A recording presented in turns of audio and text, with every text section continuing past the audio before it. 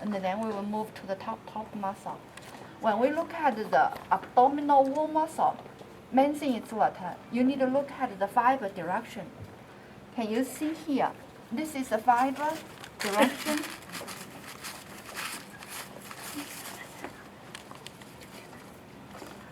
Can you see? These are the line. So if this is the line, can you see when I draw along the fiber. If I draw this one, I will cut the muscle. But when I draw this one, I didn't cut the muscle. That means along its line. So if this is along its line, what's this fiber is? Rectus. It's a rectus, exactly. Then can you see here? These are the fiber direction. Can you see? What's this one is? Transverse. So I will put a label on, okay. When I put a label on, this needle direction always perpendicular to it. Only this way is what? Can stick with the muscle. Yeah, stick with the muscle. So this is the rectus, and then transverse, I will put in this way because it's perpendicular to what? Muscle fiber direction. So it will, you can see, I lift all the fiber up already. You can see that's the direction. Okay, I put this label on, and then look at the oblique, okay. The oblique, can you see the fiber direction? This one? Can you see? Right, that's the one. It's from the, which one? From the bottom or top towards the middle line? Top towards the middle line. So this is internal, external? External, exactly. So I do the same way. I will put the needle perpendicular to it. Can you see this fiber direction? Right, so that's what? External, okay. And then here, can you see this fiber direction? Can you see? So right now, this fiber direction is from the bottom towards the middle line. Can you see here? Can you see? This is external, internal? Internal, okay. And also you can see from what? From the layer. This is external one, that's internal one, inside. Okay, we finished the abdominal wall muscle. Clear, right? Very clear, okay. And then let's look at the leg muscle. This is the one, if we don't remove, that's what the leg looks like.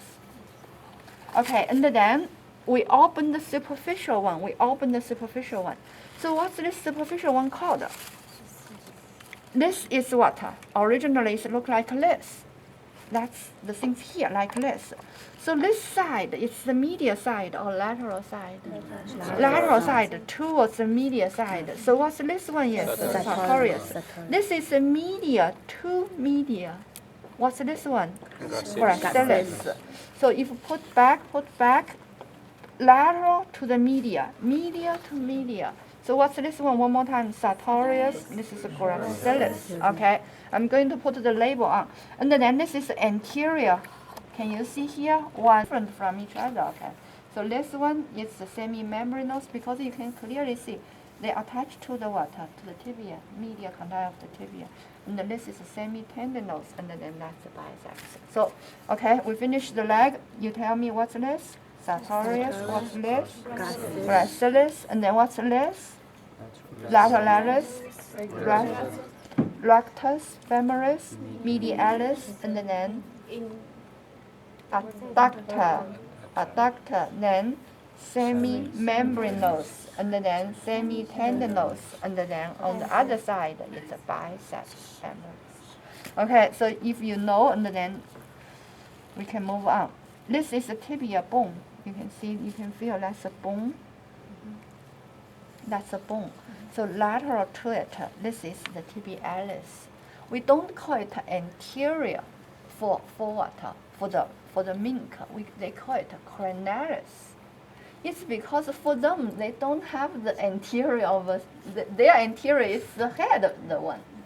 You understand? So it's anterior, it's their head position, so they call it cranialis. So you can change the name. But if you put this one as the tibia, the tibialis anterior, I take it, that's the human name. But because for the mink, that's their position. if this position is not their anterior, right? So they name it anterior as what? Cranalis, okay. Did I mess up anything here? Okay, still okay. So this is the tibia, and then on the back side, can you see this is a strong calf muscle, gastrocnemius. Gastrocnemius, okay, and then there's the inside one. You can see this inside is a pink muscle inside. You can see inside. That's the muscle. That's the soleus. You know, when I was in the Ohio, we need use what? We need do the research on the fast, the muscle and the slow muscle. I don't know if you heard of this name, fast muscle and slow muscle. You heard of red meat and the white meat, right? The red meat is a slow muscle fiber. The white one is a fast one. It's why fast? Because why white? Because inside it has less water, the mitochondrion and the myoglobin. You know, you have the hemoglobin inside your red blood cell carries oxygen, and then in the muscle there is a myoglobin carries oxygen for the muscle. You know, if the muscle lack of that myoglobin, then lack of the capillary, and it look like white. Yeah. So that muscle mainly use what? Use that the glycolysis, for the ATP production. So it's fast, and then the red one use the aerobic one, to provide ATP. It's slow, but which one lasts longer? The aerobic one lasts longer, right? So slow muscle lasts less easily get fatigue, but the speed is slow. So for those one continuously stand your body weight, need to resist that fatigue, it's a slow one. So if we want to pick what? The slow muscle, that's the best slow muscle. You can see the color, it's redder than the other muscle. This soleus, you can see. It's much, this is because the preservation give this kind of color. But in nature, you know, if you isolate those real muscle out, this one is much redder than others. So if you eat the chicken leg, it's a fast muscle or slow muscle. It's inside the muscle. It's slow muscle. It's not good meat, you know.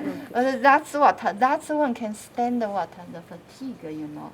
Okay, that's called the soleus. So almost every month we need to sacrifice a rabbit and then get this muscle. But very only small piece, a little bit, you know, we need to kill one and then just get that muscle. yeah. But after we get one, what we do, you know? We will what? That's one really. This is a muscle inside it with thousands muscle fiber, means thousands of muscle cell. We need to pull one cell out. The other one is a tenth of your hair. We have the hair, the muscle fiber, the cell size is a 10% of your hair size. So we need to use the forceps, pull one out of it, and then put this one on what? On those kind of small chamber. And then we change all the environment, and then it will contract, relax, and then you can measure it. And the more the kind of very fine in the lab is what? Later I am going to tell you those contractile protein. That's myosin, actin, and then trypomyosin, troponin, right? We can what? We can extract those natural protein out, and then we put the mutated one back. We mutate the contractile protein, and then we put back, and then see the muscle contraction, those speed, those tension, see if there are any change. So a lot of things we can do on muscle. Okay, whatever. For this class level, you only need to identify the muscle, and then I understand those contraction mechanisms. That's very basic. Okay, so here, gastrocnemius versus soleus, and then tibialis, the cranalis. Okay, don't call it the anterior for the mink. So we finish this one right now. Let me put back. Okay, so right now, if I put back, what's this one I need to put? Sartorius. Okay, and then what's this one I need to put? Lateralis, very good. And then which one I need to put this one? That's the rectus. Where is the rectus? I saw. Rectus femoris. Okay, then which one I need to put here? That's the medialis. Okay, and then which one I put on this one? Adductor, very good, okay. And then which one I need to put on this one? Gracilis, very good. And then which one I need to put on this one? Semi-membranous, exactly. And then which one I need to put on this? Semitendinous, okay.